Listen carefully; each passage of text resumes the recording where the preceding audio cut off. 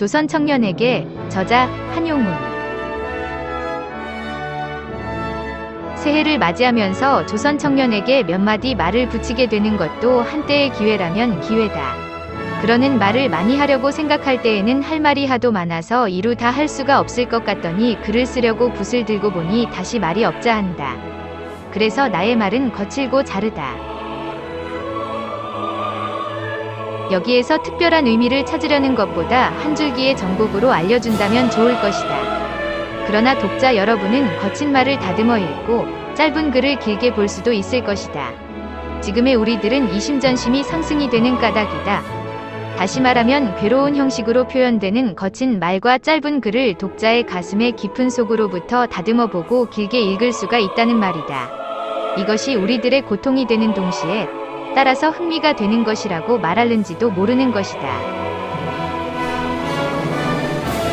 현대의 조선 청년을 가리켜 부르나라고 말하는 사람이 있다면 그것은 누구냐? 어리석은 촌학구의 말이 아니면 근시안적 유부의 소견일 것이다. 현금의 조선 청년의 주위를 싸고 도는 모든 환경이 거슬려 부딪혀서 하나에서 둘까지, 뒤에서 앞까지 모두가 고르지 못한 역경인 전차로 그것을 보고서 현대의 조선 청년은 부르나라고 하는지 모른다. 그러나 그것을 가리켜 어리석고 근시안적인 소견이라 하는 것이다.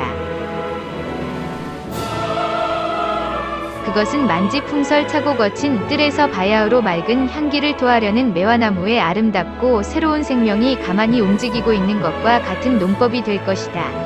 현금의 조선 청년은 시대적 행운아이다. 바꾸어 말하자면 현대는 조선 청년에게 행운을 주는 득이의 시대다. 조선 청년의 주인은 역경인 까닭이다. 역경을 깨치고 아름다운 낙원을 자기의 손으로 건설할 만한 기운에 제외하였다는 말이다. 불행이 승평한 시대에 나서 하염없이 살지 않고 다행히 유의의 시대에 나서 좋은 일을 제 손으로 많이 할 수 있다는 말이다. 기만은 마구에서 늙는 것을 싫어하고 용사는 집에서 죽는 것을 부끄러워한다. 예로부터 하염없는 사람들은 불우를 슬퍼하나니 하염없는 사람들의 이른바 불우라는 것은 아무 일도 할 만한 자료가 없는 미지근한 승평시대를 가리킨 것일 것이다. 좋은 일의 자료가 되는 역경에 쌓여있는 조선 청년은 득이의 행운아일는지 모른다. 좋은 일을 하기 위하여 일정한 목표를 바라고 나갈 뿐이다. 인생은 좋은 표준을 세우고 자동적으로 고결하게 진행하는 것이 가장 귀한 것이다. 그러므로 나의 표준을 바라고 나아가면은 앞에 지장이 없고 뒤에 마가 없는 것이다. 가다가 가지 못한다면 그것은 육체여 정신은 아닐 것이다.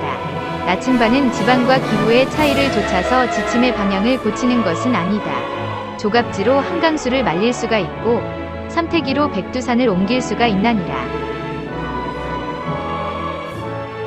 이론가들의 말을 빌려 말하면 향복은 과거인의 피와 땀의 대가다.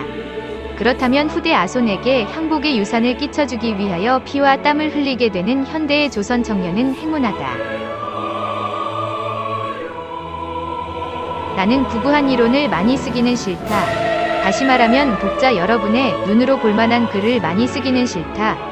다만 마음으로 읽을 만한 한 뜻을 조금 썼으면 좋간다. 소석은 원래로 말이 없나니라. 그러나 적은 말에도 참이 있다면 급한 조수에 몰려서 판이 어지러운 작은 틈도 침투하나니라. 조선 청년은 자해하라.